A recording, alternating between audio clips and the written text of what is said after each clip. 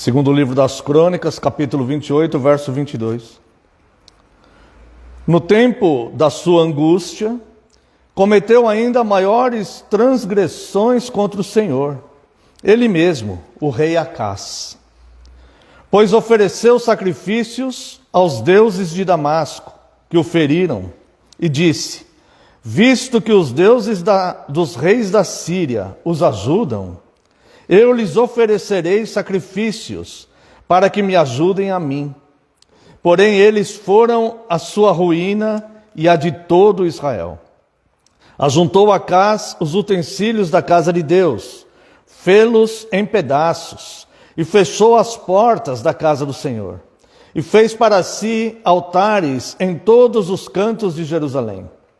Também em cada cidade de Judá, fez altos para queimar incenso a outros deuses. Assim, provocou a ira o Senhor, o Deus de seus pais. Bem, irmãos, Acás, o rei Acás aqui, nesse episódio, da sua idolatria, da sua traição a Deus, do seu abandono ao Deus vivo, ele reflete um espelho, o espelho que muitas pessoas da humanidade mesmo, ao longo do tempo, que se comportam como pagãos, até mesmo pessoas que tiveram contato com a igreja. Porque observe, neste pequeno texto, dá para nós percebermos que Acás, ele relaciona o culto a Deus com o seu bem-estar pessoal. Ou seja, ele relaciona o culto a Deus, a adoração ao Deus vivo, com a sua prosperidade, com benefícios que ele receba, com vitórias que ele obtenha na vida, com um sucesso e uma realização pessoal. Esse é o pensamento pagão. As pessoas que buscam a Deus com este objetivo, elas se comportam exatamente como os pagãos. Os pagãos, eles criavam os seus deuses, eles achavam que tinham deuses de fertilidade, deuses de providências de alimento da colheita, Deus do vinho, Deus de tempestades e tal. Então ele construía, aqueles altares, buscando sempre os benefícios pessoais daqueles deuses. Quando nós adoramos o Deus verdadeiro, nós temos que desvincular o nosso bem-estar, os nossos desejos, os nossos anseios, desvincular isso de Deus.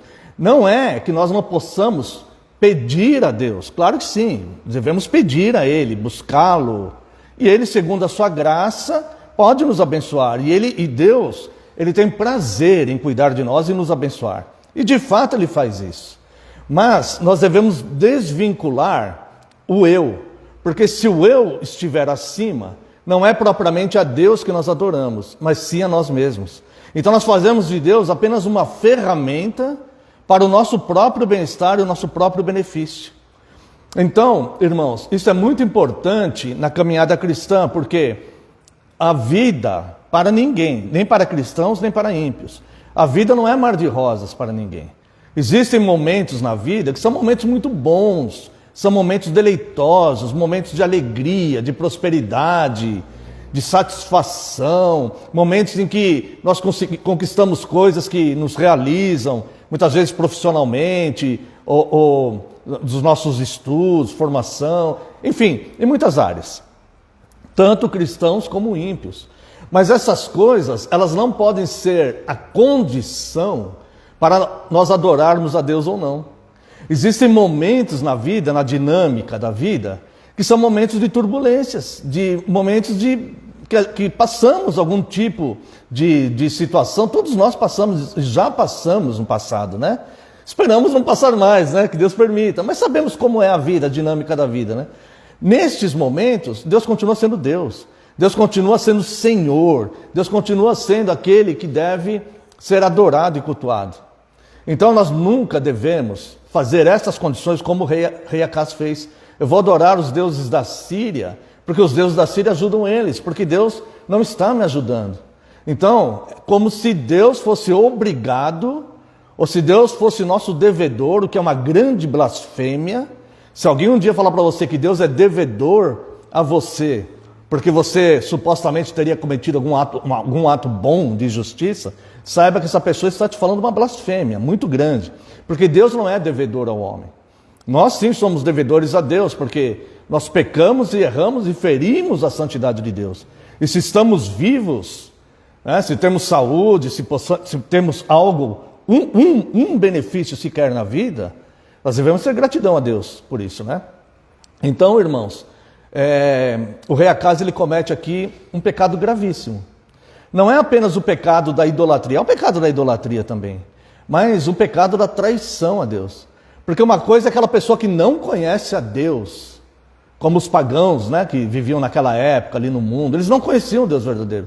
O apóstolo Paulo fala isso, eles não conheciam, eles nunca tinham ouvido falar, eles não sabiam. Eles sabiam que existe um Criador, porque a natureza revela que existe um Criador. Mas Deus não havia se manifestado a eles. Então eles não sabiam, então eles adoravam falsos deuses, isso é uma coisa.